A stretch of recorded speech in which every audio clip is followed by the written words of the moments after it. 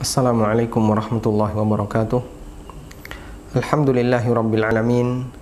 Wassalatu wassalamu ala ashrafil mursalin Nabiyyina wa maulana Muhammadin wa ala alihi wa sahbihi ajma'in. Wa ashhadu an la ilaha illallah wahdahu la syarikalah. Wa ashhadu anna Muhammadan abduhu wa rasuluh sallallahu alaihi wa ala alihi wa sahbihi wa sallama tasliman katsira. Thumma amma ba'd. Alhamdulillah, kembali kita melanjutkan kajian Khudh Aqidatak, dan kita sampai pada bab seputar masalah jihad, al-wala wal bara, dan al-hukmu bima anzalallah. Bab tentang masalah jihad, bab tentang masalah membangun loyalitas dan permusuhan, dan yang terakhir adalah berhukum dengan hukum yang Allah turunkan. Pembahasan kita tentang masalah jihad belum selesai, dan pada pertemuan sebelumnya kita telah menyebutkan tentang keberadaan tiga kelompok di tengah umat manusia, di tengah kaum muslimin, terkait pandangan mereka terhadap jihad fisabilillah. Kita coba ulang secara ringkas pandangan tiga kelompok yang kemarin telah kita singgung terkait masalah jihad fisabilillah. Baik. Tayyib. Jadi seperti yang kita pahami bahwa Allah Subhanahu wa taala menjadikan umat ini sebagai umat pertengahan. Sebagaimana yang Allah firmankan dalam Al-Qur'an, wa kadzalika ja'alnakum ummatan wasata. Demikianlah aku jadikan kalian sebagai umat pertengahan. Umat Islam adalah umat pertengahan. Disebut sebagai umat pertengahan artinya tidak ekstrim sebagaimana yang dialami oleh kelompok-kelompok sebelumnya. Yahudi ekstrim, Nasrani ekstrim, dan pengikut dari pelanggaran yang dilakukan oleh Yahudi dan Nasrani. Sehingga ketika sebagian kaum muslimin dia punya pemahaman yang ekstrim, baik ekstrim kiri maupun ekstrim lawannya, maka berarti dia telah geser dari posisinya sebagai umat pertengahan. Dan berkali-kali kita membahas dari kitab Khudh Aqidatak beberapa prinsip beragama yang itu berawal dari at-tatarruf, yaitu dari ekstrim. Misalnya kesalahpahaman dalam memahami sholawat, kesalahpahaman dalam memahami pujian, kesalahpahaman dalam memahami zikir, dan aneka turunan yang lainnya. Termasuk diantaranya adalah dalam masalah jihad. Saya membuat ini adalah lingkaran pemahaman jihad menurut ahlu sunnah. Al-jihad inda ahli sunnah. Baik. Ahlu sunnah diapit oleh dua kelompok di tengah kaum muslimin tentang masalah jihad. Kelompok yang pertama adalah kelompok yang dia menolak jihad. Sebaliknya, kelompok sebelahnya adalah kelompok yang berlebihan dalam masalah jihad. Yang ini mengingkari, menolak. Yang ini ekstrim.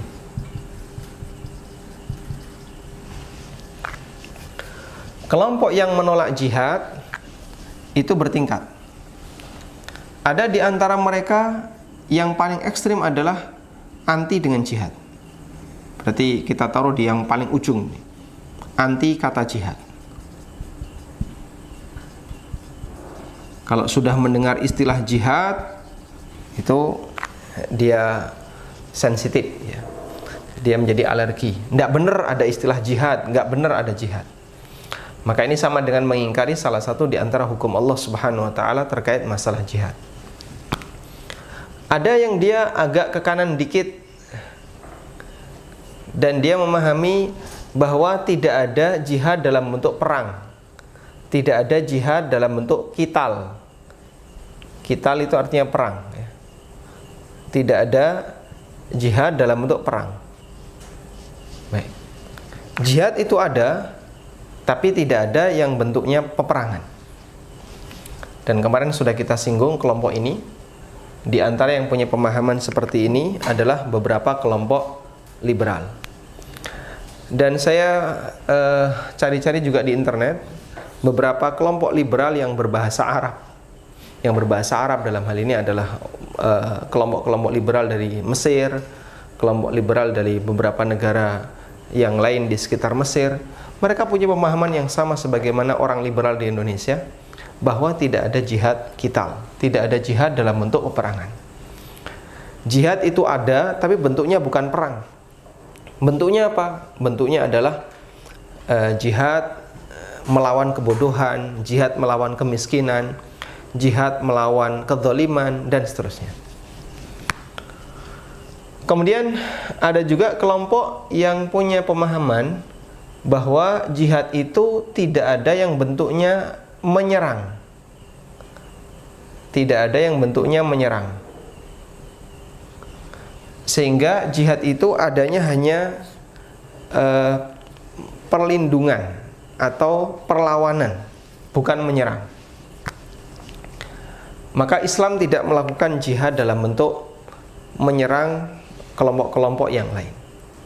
Sehingga tidak ada jihad al-udu, jihad menyerang. Adanya jihad difa. Jadi jihad dalam fikih masalah jihad itu ada dua ya. Ada jihad dalam bentuk difa, itu jihad untuk perlawanan.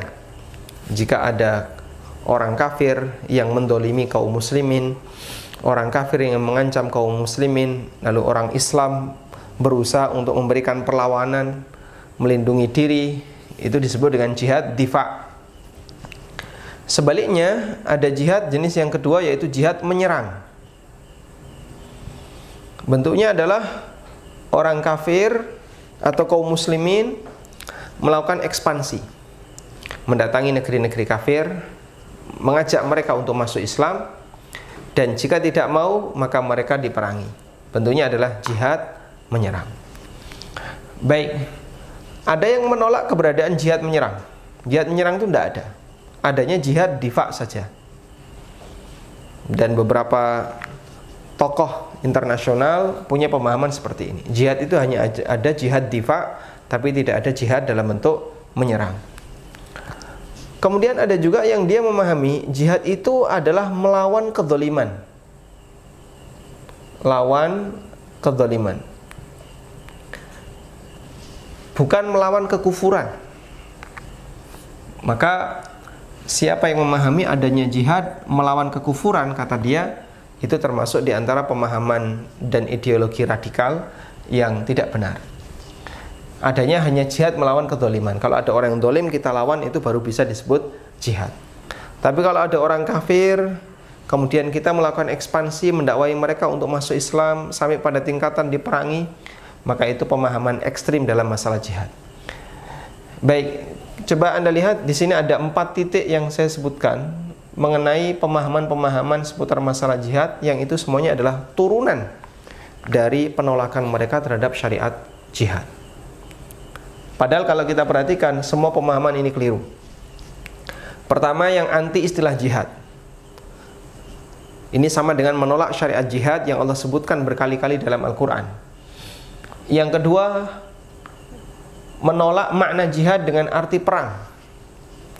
Berarti ini sama dengan menolak sejarah Nabi SAW yang berkali-kali beliau melakukan peperangan. Saya tidak perlu sebutkan nama-nama peperangannya, karena kita sudah paham semuanya.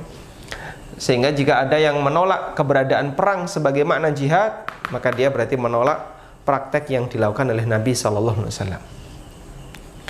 Yang ketiga, jihad itu tidak ada yang bentuknya menyerang, adanya difa, ya, untuk melindungi diri, melawan ketika diserang. Dan ini juga nggak benar, karena terbukti Nabi SAW melakukan ekspansi. Beliau melakukan Fathu Mekah. Nabi SAW juga melakukan perang Hunain. Dan perang Hunain itu bukan karena perlawanan dari orang Hunain, tapi Nabi SAW menyerang mereka bersama para sahabat untuk memaksa orang-orang yang berada di sana agar mereka mau masuk Islam.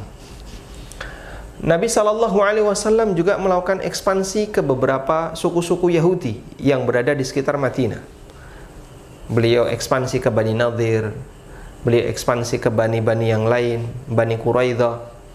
Seperti yang kita baca dalam sejarah, Bani Nadir mereka terusir sampai meninggalkan kampung halamannya. Kemudian Allah Subhanahu wa taala abadikan di surat Al-Hasyr. Bani Quraidah mereka dibantai. Demikian pula kelompok Yahudi yang lainnya. Sehingga ada jihad dalam bentuk menyerang. Berikutnya ada yang mengartikan jihad hanya melawan kezaliman, bukan melawan orang kafir. Ini juga keliru karena Allah Subhanahu wa taala berfirman, "Jahidil kufar wal munafiqin." Berjihadlah melawan orang kafir dan orang-orang munafik. Terlepas apakah dia melakukan tindakan zalim kepada manusia ataukah tidak.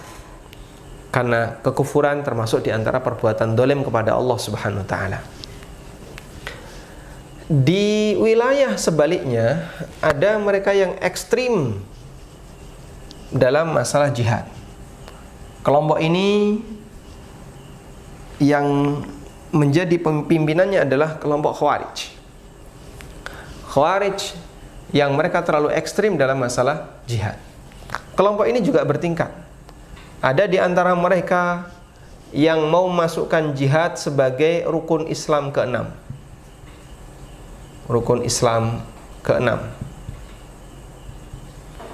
Ada di antara mereka yang hanya memaknai jihad dalam arti perang saja. Jihad hanya perang. Sehingga bagi kelompok ini berdakwah membantah kebatilan itu bukan bagian dari jihad. Ada juga yang memaknai bahwa termasuk di antara bentuk jihad adalah teror. Menteror orang yang tidak bersalah. Atau ada juga yang dia punya pemahaman jihad tanpa syarat, sehingga dia keluar-keluar jihad tapi syaratnya belum terpenuhi. Dan aneka pemahaman-pemahaman menyimpang yang lainnya yang itu berada di posisi ekstrim sebelah kanan. Baik, ada yang memahami jihad itu hanya perang. Kalau di sini sebaliknya, nggak ada jihad dalam bentuk perang. Kalau ini malah jihad itu adanya hanya perang. Padahal Ahlussunnah memahami jihad itu beraneka ragam. Perang ada, selain perang juga ada. Maka jangan dibatasi jihad hanya dalam bentuk perang saja. Kemudian teror kepada orang yang tidak bersalah itu tidak masuk dalam kategori jihad. Muslim diteror misalnya. Kenapa? Oh, dia anteknya Yahudi. Apa buktinya?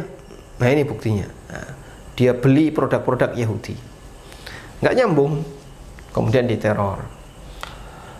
Ada juga yang dia melakukan jihad tapi tanpa syarat, belum memenuhi ketentuan untuk berangkat jihad, dia berangkat jihad. Semuanya ini adalah turunan dari akidah Khawarij. Sebaliknya yang ini turunan dari akidah orang yang terlalu meremehkan syariat Islam. Di sini ranahnya Khawarij, di sini kebanyakan orang tasawuf dan orang sufi. Karena itu disebutkan dalam beberapa catatan sejarah ketika terjadi penjajahan yang dilakukan oleh bangsa Eropa ke negeri kaum muslimin, seperti di Libya, kemudian di beberapa daratan Afrika Utara. Salah satu di antara realita yang terjadi, banyak tokoh sufi yang dia berpihak kepada penjajah. Banyak tokoh sufi yang dia berpihak kepada penjajah. Bahkan di antara mereka ada yang berusaha untuk mengajak masyarakat jangan ganggu penjajah. Ya, dan dia hidup di Eropa sampai meninggal dunia. Saya menemukan sebuah artikel yang bahas itu di web Islam Way Jihad.com menjelaskan tentang realitas sejarah ketika terjadinya penjajahan yang dilakukan oleh Perancis terhadap Libya dan beberapa daerah yang berada di sekitar Afrika Utara. Dan itu salah satu penyebabnya adalah tokoh sufi. Nah, itu efek dari ini, bahwa jihad itu bukan seperti itu dan seterusnya, sehingga mereka melemahkan semangat jihad yang dilakukan oleh kaum muslimin ketika melawan penjajah. Ada juga di antara mereka yang lebih benci kepada kaum muslimin ahlu sunnah karena posisinya bertolak belakang dengan prinsip akidah yang dia miliki, sehingga malah dia berpihak kepada penjajah. Barangkali Anda mendengar bagaimana sejarah perang Padri yang dipimpin oleh siapa? Kaum muslimin ahlu sunnah bersama rakyat Indonesia yang anti penjajah, dipimpin oleh Imam Bonjol. Siapa lawannya? Kaum adat yang dia mempertahankan tradisi kesyirikan, dan dia dibantu oleh Belanda. Nah, itu salah satu di antara contoh, sehingga mereka berada di pihak orang-orang yang mau mencaplok tanah air. Mereka berada di pihak orang-orang kafir karena akidahnya itu tidak jauh beda dengan akidah kekufuran. Waliyadzubillah. Makanya jihad menurut Ahlussunnah adalah jihad yang paling ideal dan pertengahan. Baik, sekarang kita akan lihat seperti apakah jihad menurut Ahlussunnah. Jamaah yang dimuliakan Allah Subhanahu wa taala, saya membuka satu buku yang ditulis oleh Syekh Dr. Sa'ad bin Wahab Al-Qahtani rahimahullah tentang masalah jihad. Dan beliau ngasih penjelasan bahwa jihad itu beraneka ragam. Jihad itu bertingkat. Al-mabhatsu tsalits, pembahasan yang ketiga, maratibul jihad fi sabilillah, tingkatan-tingkatan jihad fi sabilillah. Lalu beliau jelaskan al-jihadu lahu arba'u maratib. Jihad fi sabilillah itu ada 4 tingkatan. Yang pertama adalah jihadun nafsi wasyaitan, jihad melawan hawa nafsu dan godaan setan. Yang kedua jihadul kufar al-musyrikin. Yang ketiga jihadul munafiqin. Yang keempat jihadu ashabiz zulmi wal bid'ah wal munkarat.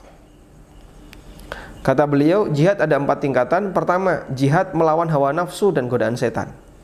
Yang kedua, jihad melawan orang kafir dan orang musyrik. Yang ketiga, jihad melawan orang munafik. Dan yang keempat, jihad melawan kemaksiatan dan kemungkaran yang tersebar di masyarakat. Ada 4 tingkatan ini. Lalu beliau menyebutkan bentuk-bentuk masing-masing jihad. Jihad melawan hawa nafsu diantaranya adalah dengan belajar ilmu agama, berusaha mengamalkannya, bersabar dalam mengamalkannya, ya, dan berusaha untuk mendakwahkan kepada orang lain. Kemudian jihad melawan orang kafir. Jihad melawan orang kafir bisa dengan harta, jiwa, maupun yang lainnya. Dan ini jihad yang maknanya lebih khusus, yaitu jihad dalam bentuk qital, jihad dalam bentuk perang. Kemudian berikutnya adalah jihad melawan orang munafik. Bentuknya adalah membantah setiap syubhat yang mereka sebarkan di tengah masyarakat. Kadang tiba-tiba muncul pemikiran yang menyimpang, pemikiran yang aneh. Datangnya dari siapa? Munafikun tadi. Maka kaum muslimin diperintahkan untuk berjihad melawan mereka dengan cara membantah syubhat-syubhat yang mereka sampaikan. Allah Subhanahu wa taala berfirman, "Jahidil munafiqina jahidil kuffar wal munafiqin." Berjihadlah melawan orang-orang kafir dan orang-orang munafik. Sehingga jihad melawan orang munafik bentuknya bukan ngangkat senjata, tapi bentuknya adalah membantah pemikiran yang menyimpang yang mereka sampaikan di tengah masyarakat. Karena itulah Nabi SAW beliau tidak membunuh, beliau tidak membantai orang-orang munafik yang tinggal di Madinah. Dan ketika beliau ditanya kenapa mereka dibiarkan dan tidak dibunuh, kata Rasulullah SAW, jika saya membunuh mereka, saya khawatir masyarakat akan berkomentar, Inna Muhammadan qatala ashabahu, Muhammad telah membantai sahabatnya sendiri. Akhirnya orang-orang Badui, kampung-kampung yang kecil-kecil yang mereka masuk Islam mengurungkan diri. Percuma saja kamu masuk Islam, percuma saja kamu jadi sahabat Nabi SAW. Toh dia sendiri telah membunuh sahabatnya. Padahal yang dibunuh adalah orang-orang munafik. Cuman kan orang luar nggak tahu. Karena orang munafik itu tinggal satu kota dengan Rasulullah SAW, dan dohirnya mereka Muslim.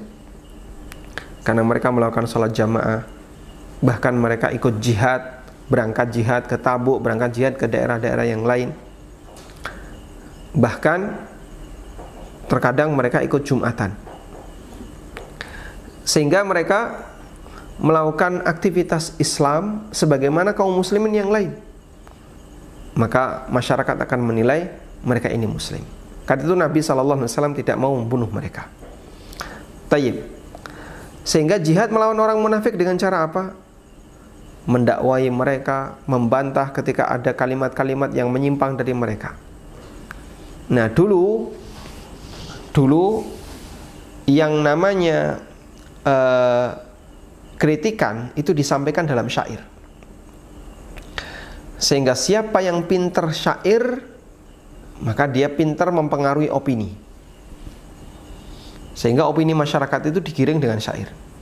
Sekarang kan mempengaruhi opini itu melalui berita, melalui media. Sehingga ada orang yang buat tulisan bagus, disebar, dibaca oleh masyarakat, lalu dia terpengaruh. Nah, orang-orang munafik di masa sekarang, terutama orang liberal, orang kecil, berusaha mempengaruhi opini masyarakat dengan cara membuat tulisan yang menyimpang, lalu disebarkan melalui koran, melalui media-media. Ada yang baca dan banyak yang nggak baca. Dan ketika itu terjadi, maka sebenarnya mereka sedang menggiring opini masyarakat untuk melakukan penyimpangan sebagaimana yang mereka lakukan. Maka cara untuk membantah mereka adalah dibuat bantahannya agar opini itu tidak semakin tersebar. Dan siapa yang sudah membaca, dia bisa disadarkan. Tayyib. Nah, di masa silam media kayak gini tidak ada. Tapi masyarakat itu kumpul ketika sedang ada lomba syair. Di sebuah tempat titik kumpul masyarakat yang disebut dengan nadi. Disebut dengan nadi. Sehingga di situ nanti para penyair mereka berlomba menyampaikan syairnya yang paling bagus diingat oleh masyarakat. Karena itulah Rasulullah SAW meminta kepada orang yang sangat pintar dalam masalah syair yang menjadi sahabat beliau, namanya siapa? Hassan bin Thabit. Hassan bin Thabit diperintahkan oleh Nabi SAW agar membantah mereka dengan syairnya. Dan beliau doakan, Allahumma ayyidhu biruhil qudus. Ya Allah, kuatkan dia dengan Ruh Kudus. Sehingga Hassan bin Thabit ketika beliau radhiyallahu anhu membuat syair, itu syairnya dalam rangka untuk membela Nabi SAW dan menyerang orang-orang munafik. Itulah jihad dalam bentuk hujjah, dalam bentuk berusaha memberikan penjelasan di tengah masyarakat. Kemudian yang terakhir, yang keempat adalah jihad ashabil zulmi wal udwan wal bid'ah wal munkarat. Jihad melawan setiap kemaksiatan yang tersebar di masyarakat. Dan ini bertingkat. Pertama dengan menggunakan tangan jika dia mampu, nggak bisa pakai lisan, disampaikan secara lisan. Jika dia nggak mampu, maka hatinya harus benci. Nabi SAW bersabda dalam hadis yang sangat terkenal, man ra'a minkum munkaran falyughayyirhu biyadi, fa illam yastati' fa bilisani, fa illam yastati' fa biqalbi, wa dzalika adhaful iman. Siapa yang melihat kemungkaran di antara kalian, maka hendaknya dia mengubahnya dengan tangannya. Dan itu bagian dari jihad, sehingga dia ubah dengan tangannya, dalam arti dengan kekuatannya. Fa illam yastati, kalau dia nggak mampu, fabilisani, maka sampaikan dengan lisannya. Fa illam yastati fabiqalbi, kalau dia nggak mampu, maka sampaikan dengan hatinya. Bentuknya adalah membenci perbuatan itu, kemudian dia meninggalkannya. Ini tingkatan-tingkatan jihad yang bentuknya adalah mengingkari perbuatan kemaksiatan. Baik, karena itu jihad dalam pemahaman Ahlussunnah lebih luas maknanya dibandingkan jihad menurut kelompok ekstrim Khawarij, yang mereka punya pemahaman jihad itu hanya qital, jihad itu hanya pembunuhan, jihad itu peperangan. Sementara jihad dalam bentuk dakwah, jihad melawan hawa nafsu, jihad dalam bentuk mengajarkan kebaikan kepada masyarakat, bagi mereka itu bukan jihad. Dan itu kelompoknya Khawarij. Sebaliknya ada yang menolak jenis-jenis jihad yang tadi kita sebutkan. Jihad dalam bentuk perang itu tidak ada. Adanya melawan kedzaliman, bukan melawan orang kafir. Padahal ini juga nggak benar, karena realitanya Rasulullah SAW jihad melawan orang kafir, jihad melawan kedzaliman, jihad melawan tindakan-tindakan yang tidak selayaknya dilakukan, ya, seperti mendolimi kaum yang lain. Dan itu dilakukan oleh Nabi SAW dalam sejarah-sejarah beliau. Baik, selanjutnya saya beralih kepada pembahasan tahapan syariat jihad di masa Nabi SAW. Penting untuk dicatat ini. Dalam ensiklopedi fikih Mausu'ah Fiqhiyah Al-Islami disebutkan satu subjudul Marahil Tashri'il Jihad, tahapan-tahapan pensyariatan jihad di masa Nabi SAW. Yang pertama adalah perintah untuk bersabar dan tidak boleh jihad. Perintah untuk bersabar dan tidak boleh jihad. Dan ini terjadi ketika Nabi SAW posisinya masih lemah pada saat beliau berada di Mekah. Allah Subhanahu wa taala sebutkan ini dalam Al-Qur'an di surat An-Nisa ayat 77. Allah berfirman, "Alam tara ilal ladzina qila lahum kuffu aydiyakum wa aqimus shalah wa atuz zakah falamma kutiba alaihimul qitalu idza fariqum minhum yakhshawna an-nasa ka khasyatillah aw ashadda khasyah."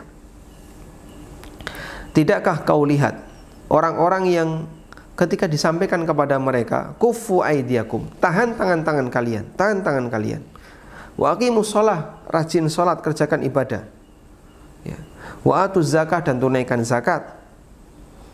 Yang dimaksud di sini adalah ada orang yang diperintahkan oleh Allah Subhanahu wa taala, tahan dulu, jangan berjihad dulu karena belum waktunya. Tapi dia teriak-teriak, ayo segera jihad, ayo segera jihad. Ya. Dan itu termasuk di antara perbuatan yang dicela oleh Allah Subhanahu wa taala. Tayyib.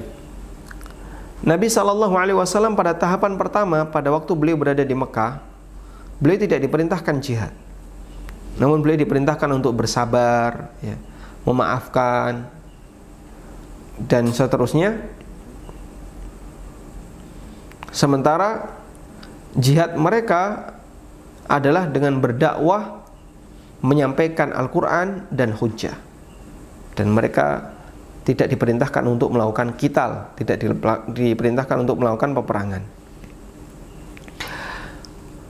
Kemudian yang kedua, tahapan yang kedua. Tahapan yang kedua, al-marhalatu tsaniyah. Tahapan yang kedua adalah lamma ishtaddal adza 'ala Rasul sallallahu alaihi wasallam wa ashabihi ridwanullahi alaihim adzinallahu lahu ayyuhajira min Makkah ilal Madinah. Ketika gangguan yang diberikan kepada Rasulullah sallallahu alaihi wasallam dan para sahabat semakin hebat, maka Allah izinkan kepada sang Nabi untuk hijrah ke kota Madinah. Dan Allah juga perintahkan kepada para sahabat untuk hijrah bersama beliau. Dan itu terjadi setelah berdakwah 13 tahun di Mekah. Nah, sehingga syariat jihad di tahapan yang kedua itu pindah meninggalkan Mekah, dalam bentuk hijrah meninggalkan kota Mekah. Dan Allah Subhanahu wa taala nyatakan, bagi siapa yang dia tidak mau ikut, ya terserah dia nggak mau ikut, karena Allah taala akan menolong sang Nabi. Dan masih banyak beberapa orang yang dia keberatan untuk hijrah, dia tetap tinggal di kota Mekah. Kemudian tahapan yang ketiga, al-marhalatus tsalitsah, summa adzina Allahu lirrasul sallallahu alaihi wasallam al-mu'minin bil qitali fil madinati ba'dal hijrah hina atbaqa alaihimul a'da wa zalamul mu'minina bil a'da bil i'tida wa ikhrajuhum min diyarihim bighairi haqq. Di tahapan yang ketiga, Allah perintahkan kepada mereka dan Allah izinkan kepada kaum muslimin boleh berjihad, namun jihad dalam rangka untuk melawan penyerangan, sebagaimana yang Allah sebutkan di surat Al-Hajj ayat 39, udzina lilladzina yuqataluna bi annahum zulimu, telah diizinkan kepada orang-orang yang diperangi untuk melawan orang yang memerangi itu, ya, bi annahum zulimu, disebabkan karena mereka dizalimi.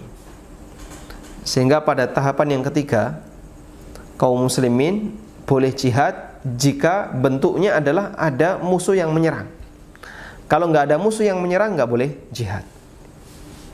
Ini tahapan yang ketiga. Tahapan yang keempat, Allah Ta'ala perintahkan kepada Nabi-Nya sallallahu alaihi wasallam untuk menghabisi semua orang kafir. Dalam arti memerintahkan mereka untuk masuk Islam. Sebagaimana yang disabdakan oleh Rasulullah sallallahu alaihi wasallam, umirtu an uqatilan nasa hatta yashhadu an la ilaha illallah wa anna Muhammadan Rasulullah wa yuqimus shalah wa yu'tuz zakah. Aku diperintahkan oleh Allah Ta'ala untuk memerangi manusia sampai mereka bersyahadat la ilaha illallah, bersyahadat Muhammad adalah utusan Allah, menegakkan sholat, menunaikan zakat, dan seterusnya. Sehingga di tahapan yang keempat, Allah Subhanahu wa Ta'ala perintahkan untuk jihad menyerang, jihad dalam rangka ekspansi. Allah berfirman, wa qatilul musyrikina kafatan kama yuqatilunakum kafah. Perangilah orang-orang musyrik sebagaimana dulu mereka memerangi kalian secara keseluruhan. Wa'lamu annallaha ma'al muttaqin. Allah juga berfirman, wa qatilu fi sabilillahi alladhina yuqatilunakum wa la ta'tadu innallaha la yuhibbul mu'tadin. Atau Allah berfirman, qatilul musyrikina kafah. Perangilah seluruh orang musyrik. Dan Allah juga mengatakan di ayat yang lain, hatta la takuna fitnatun wa yakuna ad-dinu lillah. Sampai sudah tidak ada lagi fitnah, tidak ada lagi kekufuran, dan semua agama hanya milik Allah Ta'ala. Itu semuanya adalah penjelasan marhalah bahwasanya jihad di tahapan yang keempat itu boleh adanya ekspansi. Maka siapa yang mengingkari keberadaan jihad ekspansi, berarti dia mengingkari realita yang disebutkan oleh Allah Subhanahu wa Ta'ala dalam Al-Quran, perintah yang disebutkan oleh Allah dalam Al-Quran dan dipraktikkan oleh Nabi Sallallahu Alaihi Wasallam ketika beliau berdakwah. Tayyib. Ini yang bisa kita sampaikan untuk menambahkan materi tentang masalah jihad. Dan kita tidak bahas dari sisi fikihnya, apa saja syarat jihad, kapan orang wajib jihad, karena memang pembahasan kita bukan ke arah itu. Tapi yang ingin kita garis bawahi adalah meluruskan sikap dan prinsip terkait masalah keberadaan syariat jihad. mengingat ada dua kelompok ekstrim yang tadi kita sebutkan. Sehingga kepentingan kita membahas masalah jihad di bab masalah akidah. Di bab akidah, bukan merinci hukum-hukumnya, karena itu masuk dalam kajian fikih. Tapi kita menjelaskan tentang masalah mauqif, sikap dan prinsip yang dimiliki oleh seorang muslim terkait syariat jihad. Dan tadi kita tegaskan bahwa jihad itu memiliki makna yang luas, ya, bisa bentuknya peperangan, bisa bentuknya berdakwah, bisa bentuknya membantah kalimat-kalimat yang menjadi syubhat yang disampaikan oleh orang munafik, dan bentuk-bentuk yang lainnya yang tadi sudah kita sebutkan. Ada 4 tingkatan tadi. Wallahu ta'ala alam. Semoga menjadi kajian yang bermanfaat. Wassallallahu ala nabiyyina Muhammadin wa ala alihi wa sahbihi wasallam. Wa akhiru da'wana alhamdulillahi rabbil alamin. Wassalamualaikum warahmatullahi wabarakatuh.